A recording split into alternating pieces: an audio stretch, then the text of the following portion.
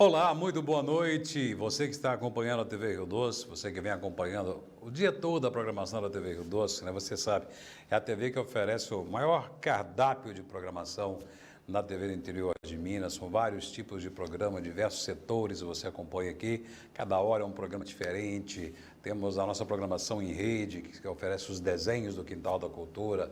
Tem a nossa programação esportiva, programação de política, programação de notícias, programação de entretenimento e muito mais. E agora chega a nossa prestação de serviço na área da saúde, bem-estar e qualidade de vida. É o programa Cuidando de Você. Breve vai completar, daqui a um mês exatamente, completa um ano de retomada, né? Tivemos o Cuidando de Você de 2009 a 2013 e depois de muito tempo voltamos com o Cuidando de Você em maio do ano passado e nós estamos aí quase um ano nessa retomada com muita alegria e a gente fica feliz de ter o feedback das pessoas, a gente conta com as pessoas na rua, no supermercado, as pessoas falam conosco, a gente vê o programa, a gente assiste o programa, que bom aquelas informações que vocês passaram, graças à informação que o médico passou, eu pude me atentar mais para a minha saúde, eu descobri alguma coisa, eu me interessei mais a me tratar. Esse é o nosso objetivo. Levar a informação como ferramenta para você despertar esse interesse e cuidar da sua saúde, principalmente no aspecto preventivo, né, para você estar antenado com a sua saúde. Mas se há algum problema, te ajudamos também a entender esse problema e buscar o tratamento. E falamos tudo em relação à saúde. No programa de hoje, nós vamos falar sobre saúde auditiva. Nós vamos falar aqui sobre algo que acontece, uma ferramenta, uma possibilidade de devolver ou de dar à pessoa a oportunidade de ouvir ou de voltar a ouvir. E é feito aqui em Governador Valadares. Já há muito tempo é feito em Governador Valadares. Quantas e quantas pessoas voltaram a ouvir ou passaram a ouvir graças a esse procedimento que é feito em Valadares, especificamente no nosso Hospital Bom Samaritano, que é o transplante coclear.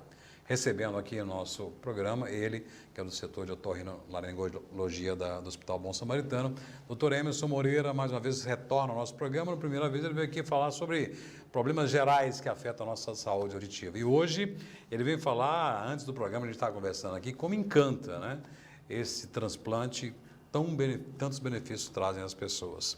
Dr. Emerson, boa noite, obrigado por retornar ao nosso programa. Boa noite, Márcio. Obrigado a você pelo convite novamente. E estamos aqui para ajudar a população no que for possível. Pois é, no primeiro programa a gente falou de uma forma mais geral sobre os problemas auditivos em geral, falamos sobre aquilo que pode levar à perda auditiva, não é? E é bom para a gente retomar um pouco, para a gente começar sobre efetivamente o transplante coclear, é o que pode realmente levar a pessoa a necessitar de um aparelho auditivo ou de um aparelho que possa devolver a audição. A pessoa pode nascer sem ouvir, o que acontece com o passar dos anos que a pessoa perde a audição. Vamos fazer uma apanhada geral aí, por favor? Tranquilo. Só para fazer uma pequena correção. Me corrija, por favor. A gente usa o termo implante coclear. Eu falei transplante, gente, não é transplante. Né? Transplante quando você tira e passa para outra. É implante coclear. Me perdoe a minha falha, me perdoe, doutor, Tranquilo. Mas já estamos retificados aqui. O implante, por que a gente chama de implante? Porque isso é um equipamento, sim, é produzido e, por interessante, é um único órgão substituível do corpo humano, o órgão sensorial. Então, um implante coclear, quais os sensoriais que a gente tem? O olho, o olfato, o ouvido. Então, a audição, ela consegue, com o implante coclear, substituir a cóclea, que é o órgão que faz você ouvir. E quem é que precisa desse tipo de problema? Normalmente, quem tem uma perda de audição profunda. O que quer dizer isso? Que tem uma perda em que o aparelho de audição não consegue resolver. O primeiro caminho, quem tem uma perda de audição, é usar um aparelho de audição. Uma perda, né? Quem tem a perda vai usar um aparelho de audição, dependendo da intensidade. Quando isso não é possível mais, né, aquele aparelho a pessoa não consegue entender as coisas, mesmo usando o aparelho, fazendo tudo que tem direito, você passa a necessidade de ter o implante coclear. Você tem as pessoas que vão perdendo a audição com o andar da idade, né, com a progressão da idade.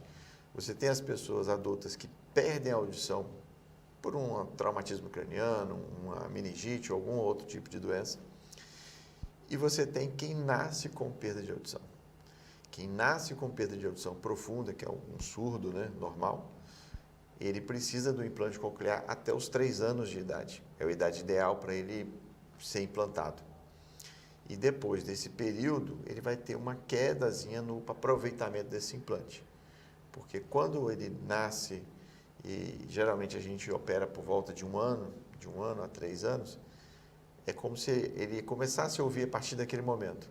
E aí ele vai ter que ter um tempo para poder entender aqueles sons e transformar aquilo num código e transformar aquilo em linguagem, que é o que os bebês fazem e a gente nem percebe. A criança nasce e depois, com 1 ano e pouquinho, ela começa a falar as primeiras palavras, que ela ficou 1 ano ouvindo e fazendo, codificando, e lá com 1 ano e pouco ela começa a falar. E vai acontecer a mesma coisa quando a gente implanta uma criança pequena. Quando você implanta uma criança maior, ela vai tendo uma série mais de dificuldades de transformar esse código. Isso a gente chama de plasticidade cerebral. Porque quando se implanta o aparelho auditivo, faz o implante coclear, a pessoa vai passar a ouvir, né? Muitas vezes ela nunca ouviu e nunca falou. Né? Em crianças menores, o processo natural já era esse, né? Primeiro passa a ouvir, depois para aprender a falar, espelhando os pais, ouvindo na escola, sendo estimulado. Então, quanto mais novo, maior a adaptação, diria assim, e quanto mais tarde, com a perda da fala, por exemplo, mais difícil para essa adaptação. A gente tem um termo chamado pré-lingual e pós-lingual. Pré-lingual é quando você vai fazer a cirurgia numa pessoa que nunca falou nada, nunca aprendeu a falar. Quando eu falo de pré-lingual, ou seja, quem nasceu e nunca aprendeu a falar, eu tenho que fazer ela o mais cedo possível. A criança, a partir de 1 ano, por que 1 ano? Porque ela tem que ter um tamanho razoável para que seja mais segura a cirurgia. Em algum outro caso, a gente pode fazer até mais cedo ainda, se houver essa necessidade. Quando eu falo de pós-lingual, ou seja, uma pessoa que já aprendeu a falar, essa pessoa, aí eu não tenho limite de idade, porque ela já tem um código de linguagem, como se diz, né, gravado no seu HD, no seu cérebro, e ali a gente só vai reconectar aquele código, ela vai voltar a ouvir e vai continuar falando normalmente. Então, para quem já tem o código de linguagem, que já fala, ele não tem limite de idade para operar. Agora, para quem pré-lingual nunca falou, a gente prefere até os 3 anos, de 3 a 7 é uma data razoável, até 12 você consegue chegar, a partir de 12 aí já não vai mais. Aí, essas pessoas que não falam. Não né? falam, porque ele vai ouvir, mas não vai conseguir entender. Então ele vai ver algum som e não vai entender. Então aquilo pode até, em alguns casos, incomodar, ele não está vendo benefício.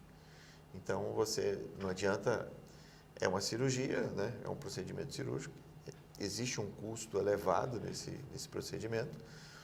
O custo não é o problema, desde que tenha resultado, mas também a gente não vai gastar um recurso do governo à toa para onde não vai ter resultado. Isso é comprovado, né, gente? Isso aí já é pesquisa, já é comprovação, já é empiricamente, as equipes sabem e tudo mais, então já é estudado. Com relação à cóclea, né? Por que o implante tem que ser coclear? O que significa a cóclea? A cóclea é o órgão onde a gente escuta, né? Lá na cóclea a gente tem umas células chamadas células ciliadas. A onda sonora ela chega até essas células, estimula. Essa célula, a gente chama de potencial, ela tem uma descarga elétrica que vai levar isso até o cérebro, através de um nervo auditivo. Então, a cóclea é o centro de captação do som. Onde a gente ouve todo o som, é na cóclea que ele vai centralizar. E qual é o grande problema que a gente tem? Essas células podem ser perdidas, né? Com uma série de problemas, infecções, ou a pessoa nasceu sem aquilo ali. Se ela nasceu, o implante ele vai substituir essa área que está com problema. Você coloca, depois a gente vai mostrar uma imagem, um fiozinho bem fininho dentro da cóclea. O que é a cóclea? Ele é um caramujo. Sim. Ele é o formato de um caramujo. Então, dentro daquele caramujo, né? Já temos até uma imagem ali que mostra, depois a gente vai falar do aparelho, então vamos Sim. falar um pouco da cóclea. Aquilo lá no fundo, lá, da parte direita ali, essa aí onde está o mouse, a seta, é a cóclea. Em cima é o canal semicircular, Canal, mas o ali. redondinho embaixo, esse é o semicircular. Formato de Isso caracol. aí, o formato do caracol é a cóclea. E o que vai entrar na cóclea? Você vai ver que tem um fiozinho bem fininho entrando por ele e vai fazer a volta dentro dele. Esse fio lá dentro, ele é ligado na parte de fora. Essa parte de fora, o que ele faz? Ele capta o som, transforma isso num impulso elétrico, transmite lá para dentro e dá pequenas descargas elétricas lá dentro, que vai fazer com que a pessoa escute basicamente igual a que a gente escute. Diz que a diferença é um pouquinho de timbre. Sim. Quem tem a audição e perdeu e volta a ouvir através do influente, assim, ele tem uma diferença de timbre um pouquinho diferente, mas consegue se comunicar, ouvir música, falar, ouvir, ver os sons ambientes, tudo normalmente. A música é a parte mais difícil para quem perdeu a audição, porque aquele processo ali de captar o som e transportar ele tem que ser processado. Igual o som aqui, a gente está falando e ele está sendo processado dentro de um equipamento, ele vai fazer o mesmo tratamento. Só que ele demanda muito do aparelho, porque a música tem muitas informações, tem timbres, altura, velocidade, então ele demanda muito equipamento para fazer isso. Então é a parte mais difícil. Mas hoje a gente já vê músicos que perderam a audição e foram implantados e conseguem viver a sua vida trabalhando profissionalmente de música normalmente. Eu observando a cóclea aqui, nesse desenho ele está em azul Esse é interessante, ali, né? A gente vê que tem um formato realmente de um caracol, uma concha, né? A natureza é muito sábia, Deus é muito sábio, né? Parece que realmente de forma acústica, né? Perfeito, né? Para a captação do som. Né? Sim, aquilo ali é interessante, porque ali cada parte dela é uma frequência. Então, as frequências mais agudas estão no início dela, onde a entrada do negocinho. Quando vai lá no início do caracol, são sons mais graves. Se você abre a cóclea, você vai ver, você tem segmentado cada frequência distribuída dentro dela. O que faz com que o som que chega, ele vai ter uma intensidade maior em cada parte. E isso faz o estímulo da célula. Porque assim, imagine, se a célula respondesse a qualquer som, a gente não conseguiria discernir. Discernir, exatamente. E ali você consegue discernir exatamente com esse ali. E você tem aquelas fibras amarelas ali, aquilo ali capta a informação e vai levar direto lá para o cérebro. Até isso tem que ser levado em consideração no momento do implante, né? Tudo isso tem que Sim. ser observado. O que a gente tem que olhar, por exemplo, no implante? Qual uma das contraindicações? Se a criança nasceu sem o nervo. E a gente consegue fazer isso através de imagens, né? A gente tem que fazer tomografia, ressonância, e a gente consegue ver se existe o nervo ou não. Se não existe o nervo, bem, eu não tenho como levar aquela informação para o cérebro. Então, eu não tenho por que fazer o implante. Mas se existe o nervo, esse nervo é menor, que a gente chama hipoplásico, ele é mais fraco, mesmo assim vale a pena você fazer o implante. Então, dentro da avaliação que a gente faz, a pessoa diz assim, é um protocolo, isso já foi criado e cada paciente é avaliado individualmente para ver se aquela doença, aquele problema pode ser resolvido com aquela tentativa do implante. Em boa parte das vezes a gente consegue resolver e chegar à conclusão se é aceitável ou não. Um outro caso pode ter alguma dúvida. Na dúvida, a gente sempre tenta. Que maravilha, né, gente? A gente está falando aqui sobre implante coclear, que é devolver a alegria das pessoas de ouvir ou dar à pessoa a oportunidade de ouvir pela primeira vez. Como eu disse, ele é feito, esse implante, aqui em Governador Valadares. É um programa do SUS, feito pelo Hospital Bom Samaritano. No programa de hoje, estamos recebendo o Dr. Emerson Moreira, que é do Hospital Bom Samaritano, setor de otorrino laringologia. Estamos falando aqui sobre implante coclear. No primeiro bloco conhecemos o que é a cóclea, responsável pelo processamento de receber os estímulos, enviar para o cérebro e nos fazer ouvir, escutar. É uma coisa tão normal para nós que não temos esse problema, mas para pessoas, crianças, às vezes que nascem a ouvir, pessoas depois que desenvolvem o problema e vão perdendo a audição com o tempo, isso é muito espetacular. E aqui em Governador Valadares nós temos esse grande projeto público executado pelo Hospital Bom Samaritano, que é o implante coclear. E nós ficamos sabendo que não é algo novo, né? Já tem aí um bom tempo que o Hospital Samaritano oferece serviço e o SUS também, não é? Sim, já desde 2009 que foi credenciado pelo Ministério da Saúde, às vezes a gente tem noção do quanto é isso, né? Mas na época que foi credenciado o hospital aqui, só existiam 11 hospitais no Brasil que faziam esse tipo de procedimento. Então aqui, em 2009, nós fomos aí dentro dos 11 primeiros do país. Hoje já tem um grupo bem maior, né? Cada capital praticamente tem um grupo de implante, mas aqui em Minas nós só temos 4 cidades que possuem, né? E Valadares é uma referência. Sim, diversas. Valadares, Juiz de Fora, Belo Horizonte e Alfenas. Então só essas 4 cidades têm grupos que fazem implante coclear pelo SUS. E como que chegam esses pacientes até você, doutor, até a equipe? Como é uma área grande, né, a estrutura de organização da saúde, cada micro-região que joga para a sua região macro e que existe um grupo que se chama de fonos descentralizadas ou setores de saúde auditiva que são mandados para esses setores e esses setores remetem para a gente, marca a consulta, né? Em alguns casos, esses locais mandam para a gente primeiro os exames ou o quadro do paciente para a gente ver se enquadra. A gente dando ok, o paciente vem, faz a consulta, a gente faz os exames, ele traz o que ele tem, a gente faz uma avaliação completa e aí a gente começa a entrar no processo para ele poder fazer a cirurgia. A gente, para ter uma ideia, né, a gente opera gente lá de Diamantina, de Ponte Nova, então é uma área grande. O estado é meio que o estado dividido em quatro regiões grandes. Então, alguns pacientes vêm com viagem de 600, 700 quilômetros para poder vir, para ser operado aqui. E a grande demanda é mais crianças, adolescentes, adultos? A gente tem uma demanda grande de crianças que, como hoje é obrigatório fazer o teste da orelhinha, né? A criança nasce e faz um teste para ver se tem problema de audição, ela é identificada bem cedo. E assim que ela é identificada que é um quadro grave, vai para o outro setor receber um aparelho de audição, como eu tinha te falado, a gente só vai fazer a cirurgia onde o aparelho não resolve.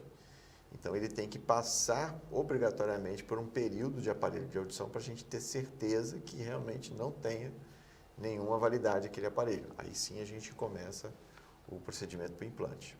E como que é o processo, né? A partir do momento que a pessoa é elegível para o implante coclear, né? Como é que é esse processo a partir de então? Bem, ele começa com uma consulta, a gente avalia qual é o quadro do paciente, a gente vai fazer uma bateria de testes auditivos, todos os testes possíveis e inimagináveis que possa se fazer para audição a gente faz, para que eu possa ter certeza do grau de perda de audição. Aí você pode perguntar assim, mas uma criança pequenininha, como é que você vai saber que é sua? Existem testes objetivos, aparelhos que a gente conecta, para saber se ela tem surdez ou não. Então a gente faz esse teste, tanto em criança como adulto, faz todos os testes. Para a parte auditiva, precisa de fazer uma tomografia, uma ressonância, exame de sangue, passar no anestesista, no cardiologista. Depois de tudo pronto, a gente reavalia, vê se a situação, igual eu falei assim, tem nervo auditivo, a cóclea está boa, tem espaço para a gente colocar o eletrodo? Não, está tudo certo. Aí a gente emite um pedido, é encaminhado para a Secretaria de Saúde daqui, de Valadares, ela reavalia se o processo está ok e dá autorização para a gente fazer a cirurgia. Aí é remetido para o Hospital Samaritano, o paciente interna num dia, opera, no outro dia ele tem alta. E aí você pergunta, será que depois, na hora que ele saiu dali, já está escutando? Não. A gente deixa o aparelho lá dentro, tem um aparelho por dentro. Esse aí, vamos mostrar agora, Abraão, pode mostrar esse aí, que já é uma imagem real, né, de uma criança, inclusive, que está com o implante. Olha. Essa aí que a gente está vendo é a parte de fora. Sim. É onde capta o som, né? Esse que está pendurado atrás da orelha.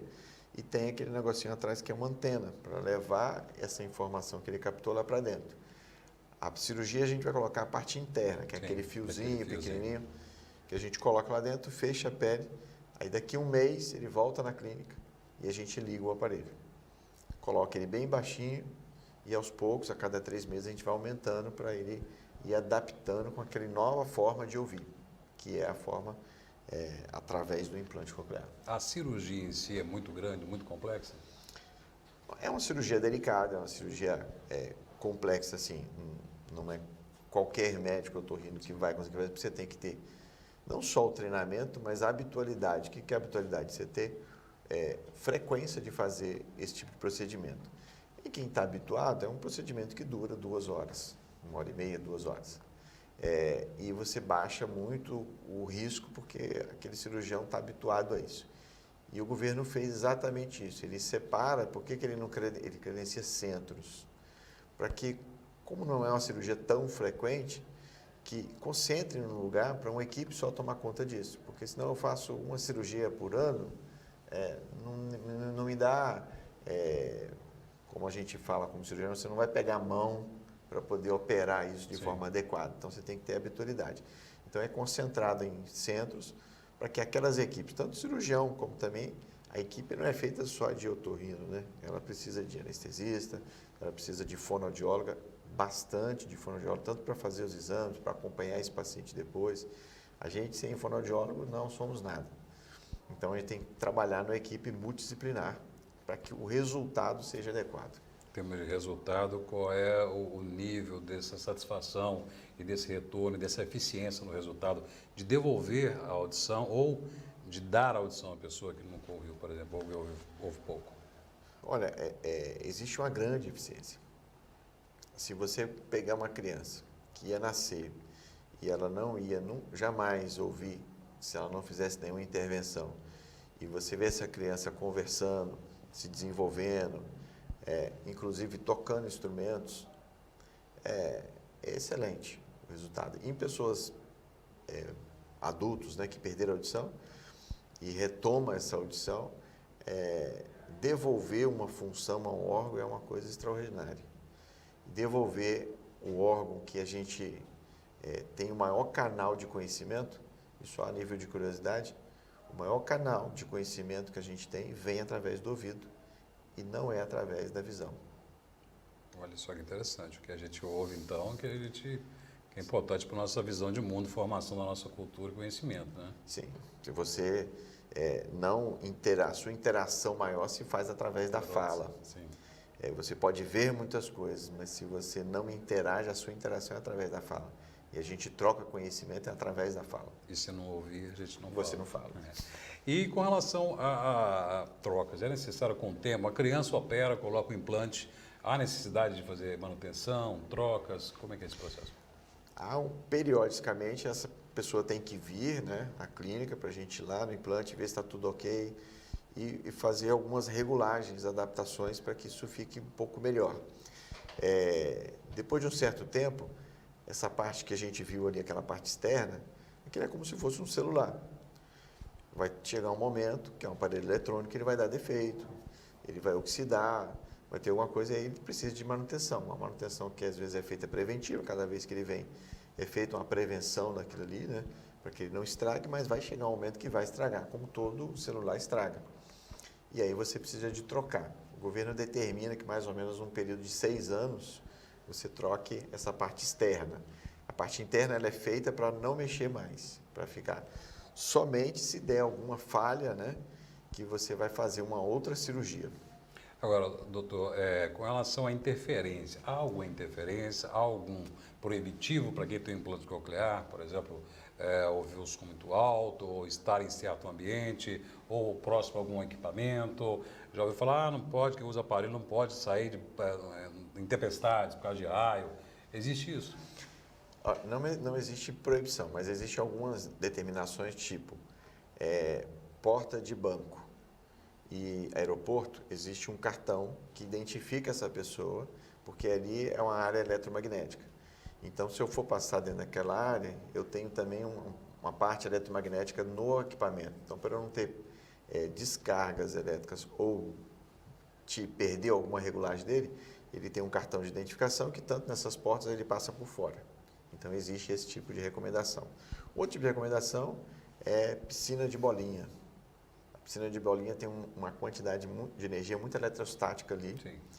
Então, uma energia muito eletrostática pode causar um choque no paciente. Então, a gente não recomenda muito ele ficar em piscina de bolinha. Que interessante. Nesses 15 anos de implante coclear, aqui em Governador Valadares, oferecido pelo Hospital Samaritano, que não é só o implante coclear, o setor de otorrino do Hospital Samaritano é gigante, inclusive a clínica, né, tem um andar inteiro para isso ali próximo ao mercado.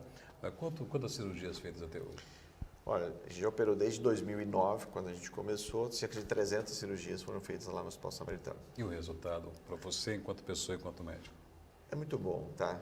São coisas muito gratificantes, é um tipo de procedimento que dá prazer em executar, não só pela dificuldade, mas pela recuperação e o que você pode proporcionar a esse paciente. A gente tem N histórias, tanto de adulto como crianças, que as famílias ficam muito felizes, né?